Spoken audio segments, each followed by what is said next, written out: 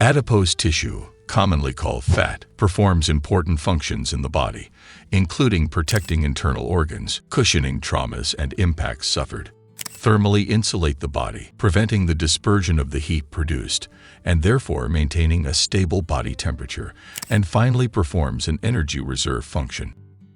This is because it deals with accumulating energy in the form of lipids, which are then stored in the adipocytes, the cells of the adipose tissue. In addition to its energy storage function, adipose tissue is considered as a true neuroendocrine organ, capable of secreting hormones and other biologically active substances that play a key role in regulating hunger and appetite. However, an excessive accumulation of adipose tissue, particularly in the abdominal area, represents an important risk factor for health as it increases the risk of obesity, cardiovascular diseases, and type 2 diabetes. But how do you lose abdominal fat? Let's go see it. Nutrition. The choice of foods we put on our table and the quantities we decide to consume significantly influence body composition and therefore the tendency to gain or lose weight. Contrary to what many people think, there is no specific diet aimed exclusively at reducing abdominal fat, but a series of eating habits which overall contribute to improving body composition and therefore the reduction of abdominal fat. Bread, pasta or brown rice, spelt, millet, barley and oats are excellent sources of carbohydrates, rich in nutrients and dietary fiber. The latter, in addition to lowering glucose and cholesterol levels in the blood, improving intestinal function, promoting the growth of good bacteria in the intestine, and increasing the sense of satiety, contributes to reducing the daily caloric intake, favoring thus overall weight loss, including that in the abdominal area. Fruit and vegetables are also excellent sources of fiber, as well as minerals, vitamins, and antioxidants. Lean proteins, often called so because of their low saturated fat content, are found in chicken, turkey, egg whites, in some fishery products, such as sole and cod, but also in low-fat dairy products, such as Greek yogurt, skimmed milk, and some cheeses. According to a study published in the well-known journal Nutrition and Metabolism, the quantity and quality of proteins consumed are inversely related to abdominal fat. Unsaturated fats, on the other hand, also known as good fats, are useful for the correct functioning of the body and can positively influence the management of abdominal fat. This is because they increase the sense of satiety, improve insulin resistance, lower bad cholesterol levels, and regulate the increase in energy combustion, as well as the decrease in the accumulation of visceral fat following high-calorie diets. Recommended sources of unsaturated fats include olive oil, salmon, avocado, and dried nuts, such as walnuts, almonds, and cashews. To reduce abdominal fat, in addition to what has been said so far, it is important to limit the consumption of added sugars, that is, those that are added to foods or drinks during manufacturing processes or directly by the consumer. Among the main sources we find products from the confectionery industry, such as cakes, biscuits, snacks, and some breakfast cereals, but also alcoholic and carbonated drinks and fruit juices, as well as in ready-made sauces, canned meat, and some frozen ready foods.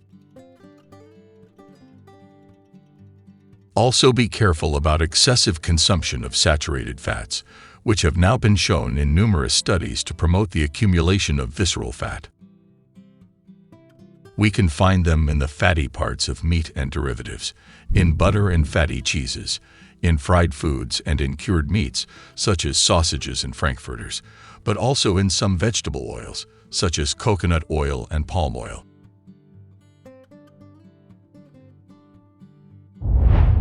Physical activity. Physical activity is an effective method for improving body composition as it promotes the increase in muscle mass and the reduction of adipose tissue, both subcutaneous and visceral.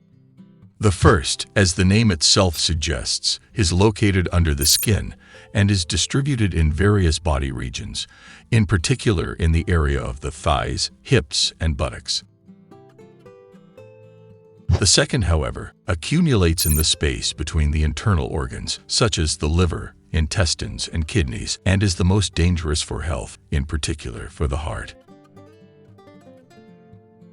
To reduce abdominal fat, it is therefore necessary to burn more calories than consumed, in order to push the body to use its fat reserves, including those in the abdominal area, as a source of energy. It is good to remember, however, that it is not possible to lose weight in a localized way, so even performing dozens of abdominal exercises will not make the fat located in that area disappear. Therefore, thanks to physical exercise, insulin sensitivity improves, cardiorespiratory capacity, metabolism, and energy expenditure are increased, favoring the reduction of overall body fat, including abdominal fat. High-intensity resistance training appears to induce greater loss of adipose tissue, particularly abdominal visceral fat, than low-intensity resistance training. This is because some lipolytic hormones are secreted, including growth hormone and adrenaline, which can promote greater post-workout energy expenditure and fat oxidation. Aerobic exercise, such as walking, swimming, and cycling, can also help reduce visceral fat, as well as improve the functioning of the cardiorespiratory system.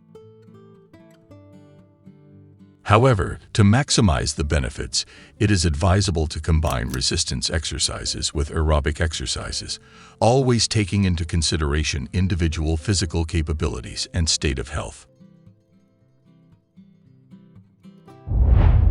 Sleep. According to the result of research conducted by the Mayo Clinic, a leading organization in medical assistance worldwide, lack of sleep combined with free access to food increases the consumption of calories and consequently the accumulation of fat, particularly in the abdominal area. Inadequate sleep, therefore, emerges as a hitherto unrecognized trigger for the accumulation of visceral fat, and that attempting to make up for lost sleep, at least in the short term, does not reverse this process.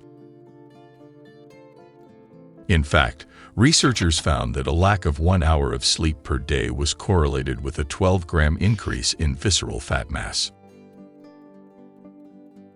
This is because the activity of the neuroendocrine system is negatively affected, an important system that regulates the activity of many bodily functions, including metabolism, control of hunger and appetite, and the sleep-wake cycle. A long-term lack of sleep, however, increases the risk of obesity and developing metabolic and cardiovascular diseases.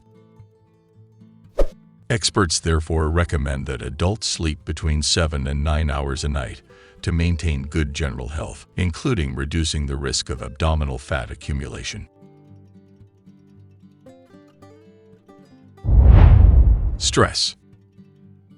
Although a small amount of stress can be normal and even helpful in motivating you and stimulating your body to take on new challenges, excessive or even worse chronic stress can have important consequences on physical and mental health. Prolonged stress leads to an increase in cortisol levels, responsible for the accumulation of abdominal fat and weight gain.